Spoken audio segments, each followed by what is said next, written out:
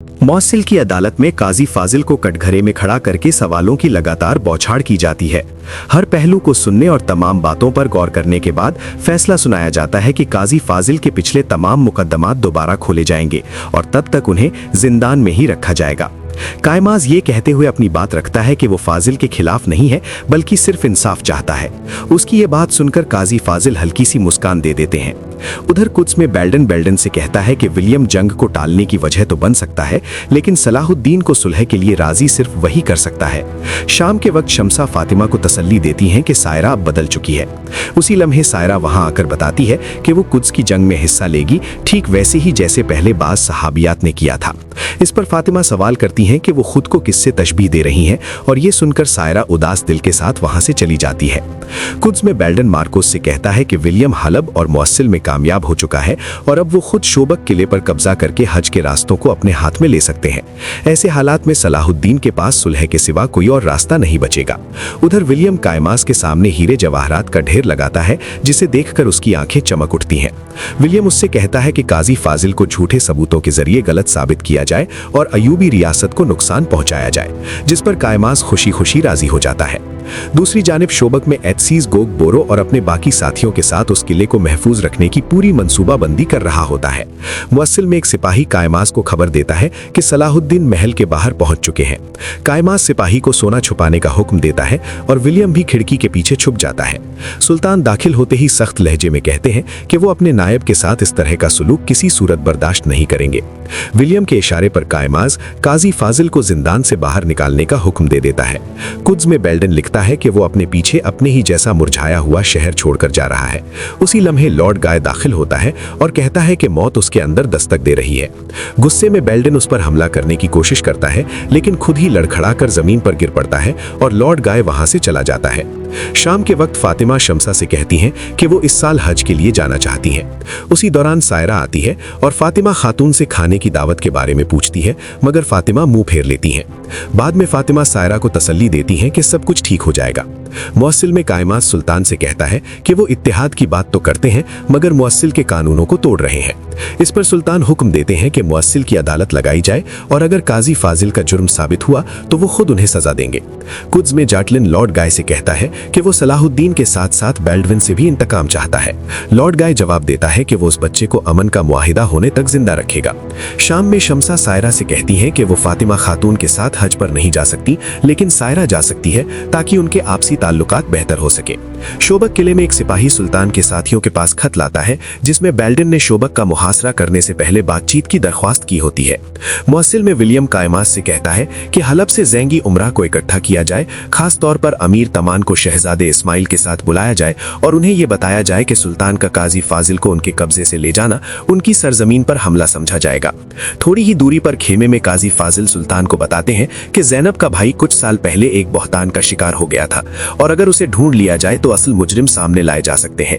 सुल्तान ज़ैनब से मिलने का फैसला करते हैं और कारातिगन को मजहर की तलाश में भेजने का हुक्म देते हैं, जबकि इलियास को ताकीद करते हैं कि मौसिल की गलियों में हर शख्स पर नजर रखी जाए। उधर कायमाज अपने आदमी को अवाम को सलाहुद्दीन के खिलाफ भड़काने का हुक्म देता है। उसी लम्हे विलियम कहता है कि मजहर को सलाहुद्दीन से पहले ढूंढना बेहद जरूरी है। कायमाज उस वक्त को याद करता है जब उसने मजहर को बेगुनाह जानते हुए भी खामोश रहने का कहा था और उसे तथा उसकी बहन को जान से मारने की धमकी दी थी। शाम में सायरा फातिमा से बगैर इजाजत शादी करने पर माफी मांगती है, उन्हें एक चादर पेश करती है और फिर उनके साथ हज पर जाने की इजाजत चाहती है। फातिमा खातून उसे गले लगा लेती हैं और शम्सा भी ये देखकर बेहद खुश हो जाती हैं। करारगाह में काजी फाजिल सुल्तान के सामने एतराफ करते हैं कि वो ज़ैनब के लिए खास जज्बात रखते हैं। उसी लम्हे ज़ैनब काजी फाजिल को घूरती हुई अंदर दाखिल होती है। सुल्तान उसे यकीन दिलाते हैं कि उसके भाई को न्याय मिलेगा, मगर ये भी याद दिलाते हैं कि कायमाज उसके भाई के मुकदमे को इस्तेमाल करके इत्तेहाद में रुकावट डालने की कोशिश कर रहा है। ज़ैनब के जाने के बाद सुल्तान काजी फाजिल से कहते हैं कि ज़ैनब का हद से ज्यादा गुस्सा दरअसल उनके लिए मोहब्बत की निशानी है।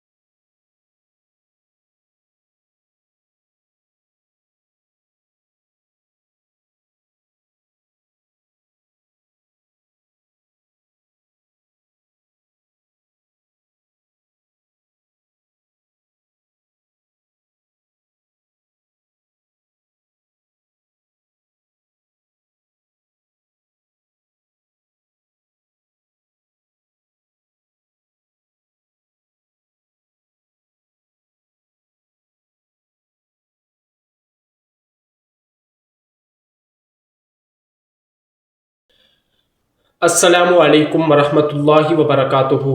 آج ہم آپ کو ایپیسوڈ نمبر 109 میں خوش آمدید کہتے ہیں۔ آج کی اس ایپیسوڈ میں جو کچھ ہوا ہم وہ آپ کے ساتھ ڈیٹیل کے ساتھ شیئر کریں گے، اور امید ہے کہ جو چیزیں ہم آپ کے ساتھ شیئر کرنے والے ہیں اس ایپیسوڈ کے ریلیٹڈ وہ آپ کو تمام چیزیں اچھی طرح سمجھ آ جائیں گی کہ آج کی جو ایپیسوڈ ہے اس میں آخر کیا ہوا ہے اور کیا ہونے والا ہے۔ یہ تمام چیزیں آج کی اس ایپیسوڈ میں ہم آپ کو ڈیٹیل کے ساتھ بتائیں گے۔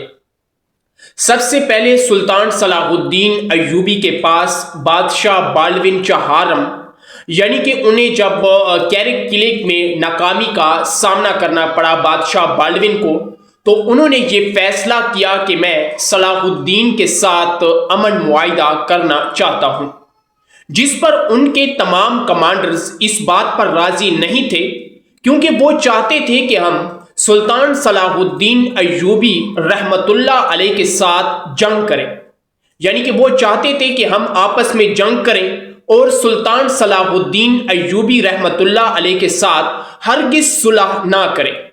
اس لیے بادشاہ چہارم کے پاس جو کمانڈرز ٹھہرے ہوئے تھے اور بادشاہ چہارم نے جو اپنا فیصلہ سنایا، اس کے بعد جاتلیوں نے یہ کہا کہ جب ایک چھوٹا بچہ بادشاہ بنے گا تو ہمیں یہ دن ضرور دیکھنے پڑیں گے۔ جب جاتلیوں کی یہ بات بادشاہ کے کانوں تک پہنچتی ہے تو بادشاہ بالوین چہارم بھڑک اٹھتا ہے اور اپنے تخت سے بادشاہانہ انداز کے ساتھ اتر کر سپاہی سے کوڑا مانگتا ہے، اور کوڑا اس سے لے کے جاتلیوں پر تشدد کرنا شروع کر دیتا ہے اور کہتا ہے کہ بولو، آخر تم نے کیا بولا ہے؟ کیا میں تمہیں بادشاہ نظر نہیں آتا؟ کیا تم وہ دن بھول گئے ہو جب میں نے صلاح الدین کو شکست دی تھی؟ کیا وہ دن تم بھول گئے ہو کہ اپنے بادشاہ کے سامنے تم بادشاہ کی گستاخی کرو گے؟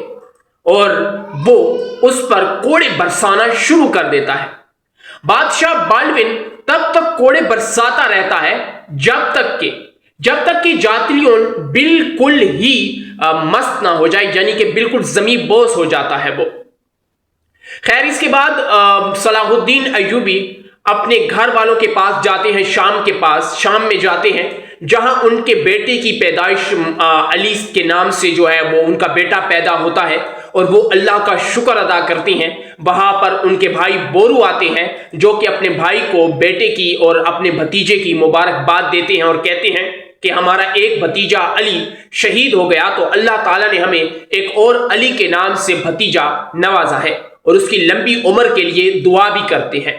خیر، اسی دوران دیوان کے اندر اس کمرے کے اندر خلیل دستک دیتا ہے تو صلاح الدین کمرے کے باہر جاتے ہیں، جہاں خلیل انہیں بتاتا ہے کہ بادشاہ بالوین چہارم کی طرف سے آپ کو ایک خط آیا ہے اور وہ آپ سے ملنا چاہتے ہیں شام کے باہر، جس پر صلاح الدین ایوبی اس بات کو مان لیتے ہیں اور ملاقات کرنے کے لیے وہ کہتے ہیں کہ ٹھیک ہے، فوجی دستہ تیار کیا جائے، میں بادشاہ بالوین کے ساتھ ملنا چاہتا ہوں۔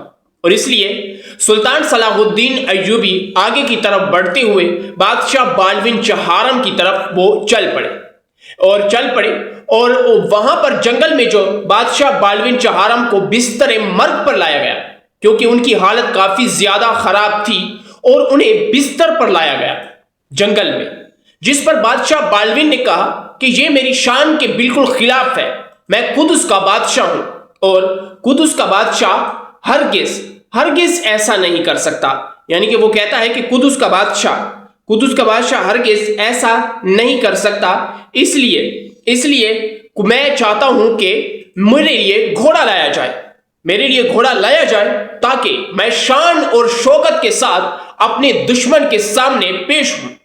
اور اسی کے ساتھ بادشاہ بالوین چہارم کے لیے ایک گھوڑا لایا گیا اور بادشاہ بالوین چہارم اپنے گھوڑے پر بیٹھے، اور اسی دوران وہاں پر سلطان صلاح الدین ایوبی بھی اپنے چھوٹے فوجی دستے کے ساتھ وہاں پر پہنچ گئے، اور جب دونوں کا آمنا سامنا ہوا تو سلطان صلاح الدین ایوبی نے ایک بڑے خوبصورت تاریخی الفاظ کہے جو کہ تاریخ کی کتابوں میں ابھی بھی درج ہے۔